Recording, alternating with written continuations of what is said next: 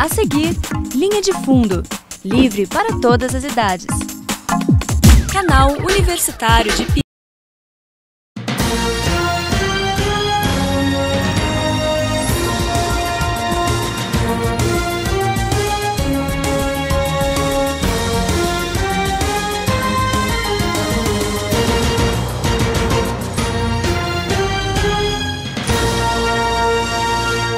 Olá, estamos começando mais um Linha de Fundo, depois dessa semifinal do Campeonato Paulista, e não deu, né? Não deu pra ninguém. Felizmente. Não conseguimos a virada. Ponte Preta e Corinthians na final, na grande final do Paulista, né? Nossa, Ponte Preta do interior contra Ponte Preta da capital. Exatamente. Mas é isso aí, não deu. O Palmeiras ainda ganhou da Ponte de 1-0 em casa, mas não foi o suficiente, né? Já que tinha perdido de 3-0. Faltaram só 3 gols pra levar pros pênaltis. Não, pra decidir, né?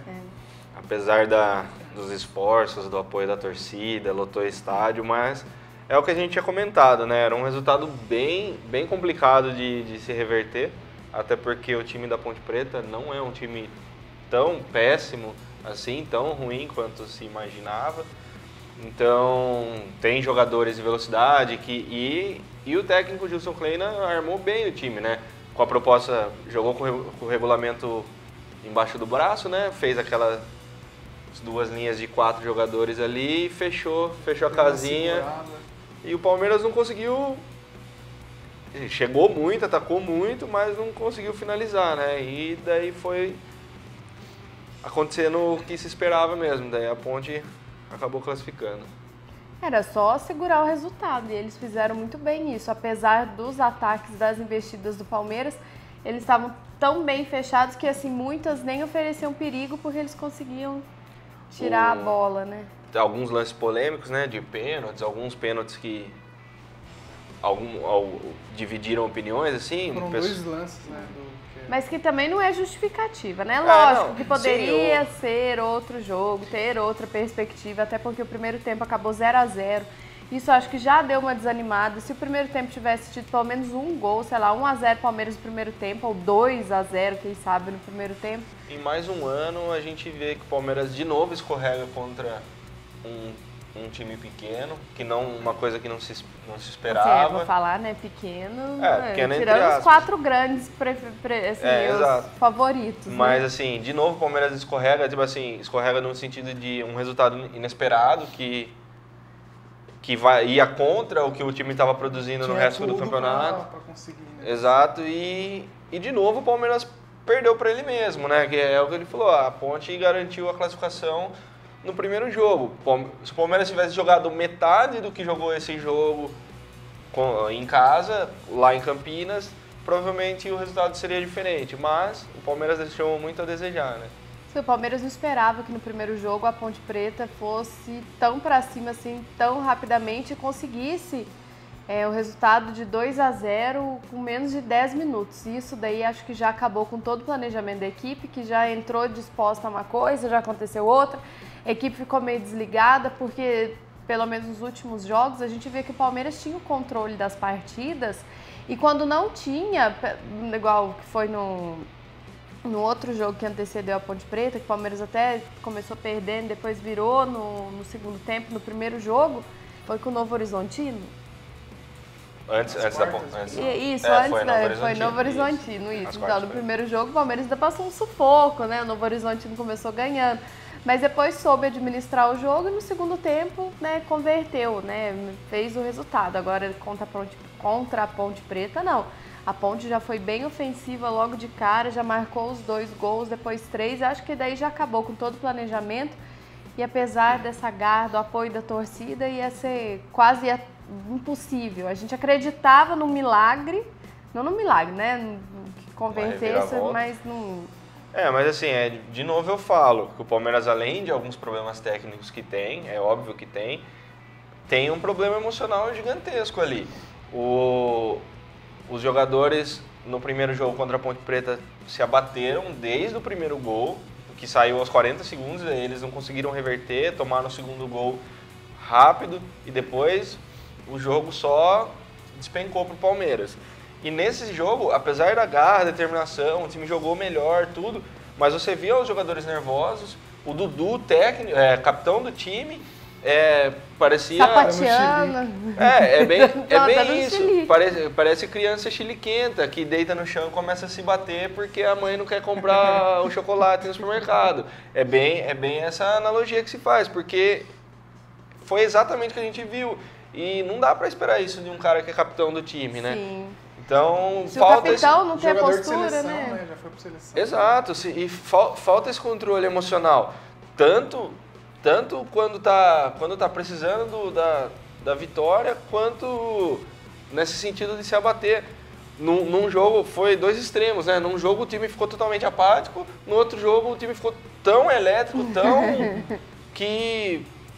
Não acertava, as não emoções conseguia pareciam que estavam concluir, né? afloradas, assim. Ainda que dá um destaque nesse segundo jogo, o Felipe Melo jogou muito. Ele tomou um cartão amarelo com 5 minutos de jogo e depois... Então, mas mesmo com o cartão amarelo, ele não desistia das divididas, entrava em todas as bolas, ganhava bem. Com responsabilidade. Não, sempre, né? E foi um risco também, né? Porque ele poderia tomar um segundo E amarelo. tanto que o técnico fez as 3 substituições e não substituiu ele. Poderia ter substituído ele. E manteve ele em campo e ele foi muito importante pro jogo em si. Que o Palmeiras, o ataque, não conseguiu desenrolar. E ele fez o gol também. Foi ele. E o ataque não conseguiu desenrolar, mas ele em si fez uma partida excelente. O problema de novo, bater na mesma tecla. O Palmeiras perdeu essa classificação no primeiro jogo, ficou fácil para a Ponte se classificar depois da vitória por 3-0. Então, qualquer outra vitória com menos gols seria, acho que mais fácil de se reverter. Uma vitória da Ponte por 2-1, 1-0, seria mais fácil. Agora 3-0 de uma vez assim é complicado reverter. E foi o Borja que saiu lá chutando um copo. Estourou um copo de água. O pessoal lá. falou que se ele tivesse chutado pro gol igual chutou o copo, ele tinha feito os 3. Mas é isso aí. E do outro lado, né, o São Paulo também não conseguiu virar. Foi 1-1 contra o Corinthians. Jogando na Arena Corinthians, o São Paulo jogou muito melhor do que no primeiro jogo, mas... Tanto assim, que não perdeu, empatou na casa do Corinthians, né? Ainda teve a polêmica do gol do jogo. Impedido novamente. Ou não, né? Porque a CBF falou que não estava, porque desviou no prato. Segundo a... Nossa, o prato só tá acabando com o São Paulo também. Faz gol contra o Cruzeiro, agora desvia a bola pra ser gol. Pelo amor de Deus, Segundo os comentaristas de arbitragem que a gente viu por aí, falam que tem que se esperar a conclusão da jogada para marcar o impedimento. Então, como teve o toque do prato no meio do caminho, descaracterizou o impedimento. Se a bola tivesse ido direto pro Jô sem tocar no prato... Sei lá. Mas também... Seria impedimento. Eu não entendo as regras do impedimento, mas mesmo que tivesse sido só um desvio, já tirava o impedimento. E outra, também foi bem difícil ver o desvio ali, porque... A bola acho que nem mudou de trajetória, só deu um raspão assim no cabelo dele. Eu também acho, eu duvido muito que o juiz tenha visto esse eu acho que ele errou mesmo, ele não marcaria o impedimento independente se tivesse desviado ou não. Sim. Foi gol válido de qualquer jeito, né, pro juiz. E agora, não desmerecendo a equipe do Corinthians, mas eu acho que o Corinthians só passou para a final desse Paulistão porque enfrentou o São Paulo. Porque ali já tem uma certa disputa, né? O São Paulo nos últimos jogos não consegue passar o Corinthians, né? Se prevalecer e se firmar em cima do Corinthians. Acho que se o Corinthians tivesse enfrentado a Ponte Preta, ou talvez até o Palmeiras, acho que teria sido um jogo diferente, talvez a gente não teria a final que a gente está tendo hoje. Não sei se a Ponte passaria do Só Paulo, enfim, só estou falando que... Acho que a equipe do Corinthians é uma equipe, não vou falar que, nossa, tá horrível, mas não é de perto uma das maiores forças de São Paulo hoje para chegar na final do Campeonato Paulista. Eu acredito que o fato do Santos e do Palmeiras terem enfrentado a Ponte Preta foi pior para esses dois times. Por quê? Eu acho que, por exemplo, se o Santos passa da Ponte e pega o Palmeiras na semi, seria um jogo muito mais equilibrado, porque o Palmeiras provavelmente ia entrar mais ligado no jogo, ia entrar com... Não ia ser aquele jogo... Porque a impressão que deu no primeiro jogo do Palmeiras é que eles achavam que poderiam reverter o resultado a hora que quisesse, entraram com um pouco de salto alto, e daí foram e tomaram uma sapecada da Ponte. E o Santos também, é aquele negócio, os times grandes eles são sempre os times a serem batidos, né? Então os times menores do interior eles entram pro jogo da vida. E é o que aconteceu com a Ponte, pegou o Palmeiras num dia péssimo e eles fizeram um jogo excelente e ganharam a classificação ali. Eu falo mais por essa questão do Corinthians não ser iludido e achar que, nossa, o time tá maravilhoso, foi pra final do Paulista. Isso, assim... Já entrou com aquela... entrou sabendo das suas limitações, foi lá, brigou, jogou um jogo mais sério e classificou, fez um resultado bom no primeiro jogo, fora de casa, que é ótimo, e depois só garantiu a classificação em casa, né? E eu acho que vai ser uma final bem equilibrada até, Corinthians e Ponte. Eu acho que pra Ponte é o melhor adversário que ela poderia pegar na final, assim. Que por mais que o Corinthians tenha se classificado, ainda continuo achando que dos 4 grandes de São Paulo, ainda o Corinthians é o que tem o time mais fraco, apesar de estar na semifinal. É o que o campeonato de mata-mata proporciona, né? Porque o Palmeiras, mesmo tendo sido eliminado, ainda mantém a melhor campanha no campeonato, em vários aspectos, né? Talvez perca a melhor campanha nos próximos jogos que o Corinthians vai disputar, mas ainda mantém a melhor campanha. Então, o que ocasionou? O mata-mata é o que desfavoreceu o Palmeiras, mas né? Mas lembrando que o Corinthians também não é expert em mata-mata, né? Que aí Algumas eliminações em casa, né? Que mata-mata é aquela coisa, né?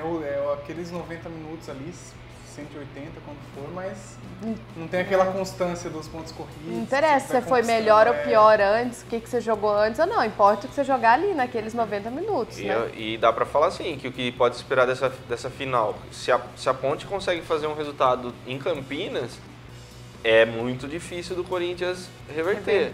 Até por esse tabu que tem na arena de mata-mata. A pressão, né? Os jogadores já entram com aquela pressão, precisamos ganhar. Né? Exato. E a Ponte vai entrar com tudo, eu acho.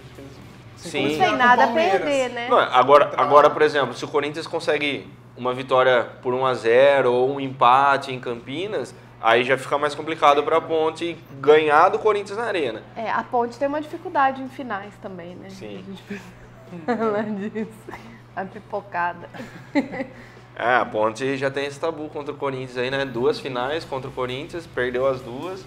Agora... Não, em 2008 perdeu o Palmeiras, depois foi aquele primeiro título internacional que ela perdeu também, né? Não sei se foi Sul-Americana, né? Enfim, mas é assim, eu particularmente torço muito para que a Ponte vença, não só por eu ser palmeirense, pela rivalidade.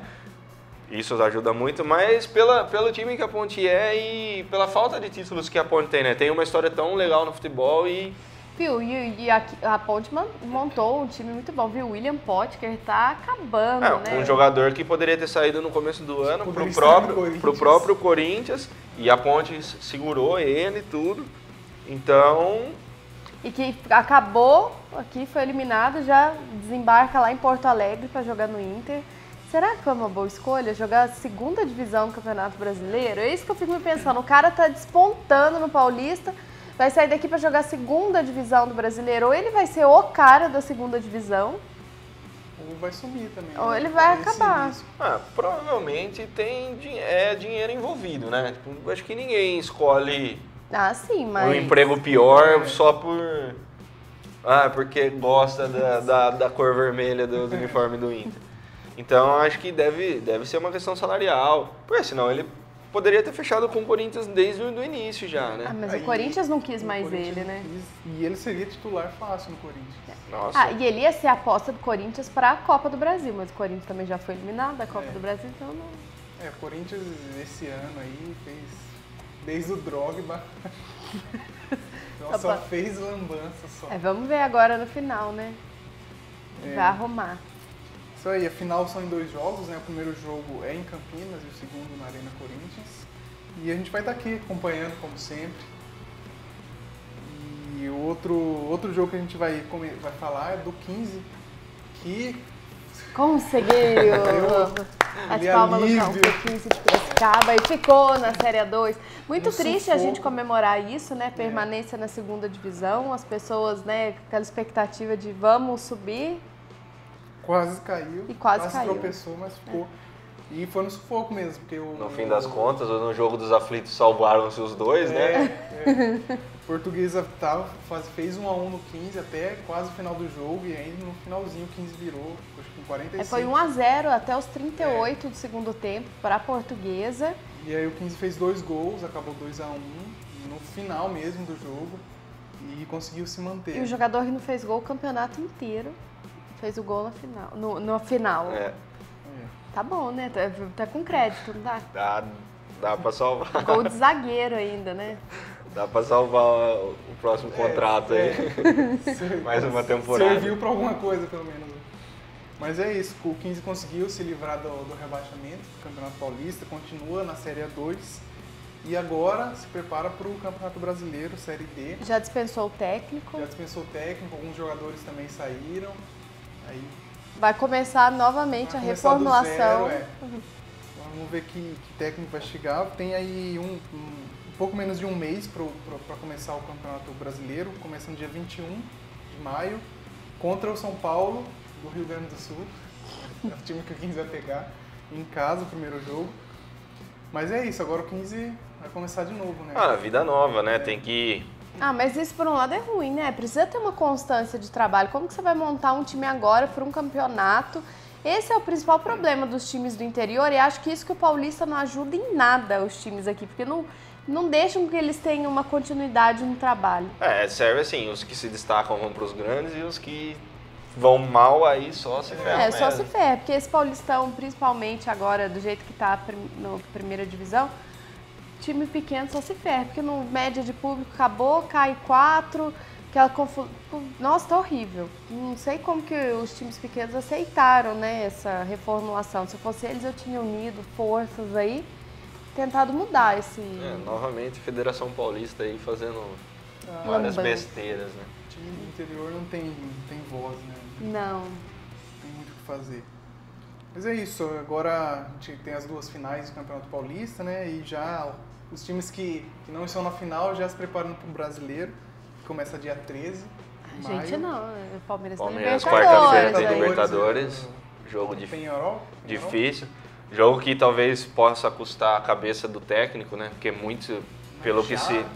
pelo que se fala na mídia aí, muitos conselheiros do Palmeiras querem a saída do Eduardo Batista. Que tudo isso tem sido causado por uma intriga e até pela exposição que ele faz demasiadamente de alguns atletas, isso tá... Enfim, começam as especulações, né? Agora a gente não sabe o que é boato, o que é verdade, quem solta, se é pra fazer intriga, se não é, o que... É que assim, né? Eu acho assim, se a diretoria mandar ele embora, vai estar assinando um atestado de incompetência muito grande, porque ele é o técnico que foi mais questionado desde o início. E é o que tá indo melhor. E daí... Desde antes de começar já falavam. Já eram contra. Então, se já eram contra antes, não deviam ter contratado. Agora, já que contrataram, eu acho que devia seguir. Se tem problemas, deviam sentar, conversar, botar os pingos nos is e... E outra, colocar seguir, quem? né? Me fale um técnico do futebol brasileiro que você fala, não, esse cara é bom. Os 2 técnicos que eu falo, Tite e Cuca. Cuca não tá aqui, foi embora. Tite tá na seleção brasileira, você vai colocar quem? O vídeo, tô falando, São Paulo tá com o Rogério Ceni. O que o Rogério entende dessa função? O Corinthians com o Carrinho. Quem era ele? Alguém já ouviu falar dele? Ele era auxiliar técnico. Então, aí você começa a ver, viu? A gente tá com uma falta de técnico. Nenhum time você fala, nossa, o cara é um... o Inter com o Zago que fez aquela palhaçada lá, viu? Eu acho que assim, esse negócio dos técnicos é bom, tá tendo uma renovação. O Carrilho, Eduardo Batista, Gilson Kleina, da Ponte o próprio Roger, que estava dirigindo o Grêmio até esse tempo atrás, São técnicos novos e são bons, só que precisam de uma rodagem aí. Talvez o Eduardo Batista não fosse o nome certo para o que o Palmeiras espera desse ano. Para esse momento que o Palmeiras vive. Exato, campeão o Palmeiras, brasileiro, uma equipe estrelada. Né? Muito investimento num elenco e daí uma contratação de um técnico talvez sem tanto brilho assim. E que às vezes não sabe nem lidar com essa questão de ego de jogador, que a gente sabe que existe muito, de brigas internas, de vestiário. A gente não sabe como ele é no vestiário, porque o técnico tem muito disso, do vestiário, né? Sim, até o próprio Cuca, que foi campeão brasileiro, se falava muito que ele não se dava bem com muitos jogadores. Houve boatos de que jogadores não iam continuar esse ano se o Cuca ficasse. Mas enfim, a gente não tem como saber. Mas eu acho uma besteira mandar o Eduardo Batista embora agora, até porque vai colocar um cara novo lá para começar um trabalho no meio de uma Libertadores aí, Palmeiras quase se classificando, daí vai tirar o cara que tá com o time, o brasileiro começando. Eu acho que se fosse para ter feito alguma coisa, tinha que ter feito lá atrás já, a não ser que fosse por algum motivo, uma volta do Cuca aí, que já está acostumado com o time. Mas se não fosse para uma coisa assim, eu acho que não tem por que mudar, não. Lembrando que o Cuca... Pode falar. Não, então vem o Vanderlei. Nossa, isso é o gol fechou. E o Cuca, lembrando também que ele demorou para pegar no tranco, né? O Cuca perdeu quase os 5 primeiros jogos, se não me engano. E aí compararam até esse começo dele ao começo no Atlético, campeão da Libertadores, que também foi questionado. Então você vê que leva tempo, não é fácil. É que é complicado. A falta de paciência no futebol brasileiro é uma coisa absurda. Na Europa, assim. Técnicos ficam anos, 5, 10 anos. Até esses dias atrás, o Eduardo Batista, nossa, aqui tá fazendo, é o melhor começo de um técnico na história do Palmeiras, que não sei o quê. Estavam elevando o cara, aí jogou alguns jogos mal e essa eliminação. Perdeu um jogo, eu né? Eu vejo essa eliminação como uma fatalidade. Um apagão, É futebol, né? Uma falha técnica ali. Foi um dia ruim, porque, de novo, o Palmeiras teve uma campanha muito boa comparado ao resto dos times do campeonato. Talvez a melhor campanha até agora. Só que o campeonato de mata-mata apronta essas surpresas. Se tivesse na final, ninguém ia estar falando disso. Um grande exemplo disso é a Copa do Brasil de 2012 do Palmeiras. O Palmeiras não era nem de perto o melhor time. E foi campeão, aos trancos e barrancos. Um jogador que fazia a diferença, que nem é a Ponte, que tem um jogador que faz muita diferença. Então, é isso que o mata-mata proporciona. Então, eu acho assim, acho muito cedo para mandar um técnico embora. Deixa, se acontecer mais tropeços no caminho aí, uma eliminação da Libertadores... É que mais fácil é mandar um do que mandar 11, né? Aí tem que rever algumas coisas. Mas eu acho que tem que conversar. O próprio Alexandre Matos, que apesar de ser gerente de futebol, tem um papel importante nessa montagem de time aí, sentar com todo mundo, conversar, organizar, para não... Perder o eixo, sair do eixo aí. Tem muitos técnicos novos que são bons, mas é aquela coisa, né? Ninguém dá oportunidade e não dá sequência, né? O próprio Rogério Ceni no São Paulo já teve alguns questionamentos, né? Mas precisa de tempo também para ver como que vai ser, né? Exato, não adianta botar o carro na frente dos bois, né? Mas é isso aí, a gente fica por aqui então, com essa linha de fundo. Se você quiser acompanhar nossas redes sociais, entra lá no facebook.com/tvunimap, YouTube também, /tvunimap e no nosso site tvunimap.com.br. Até semana que vem, tchau!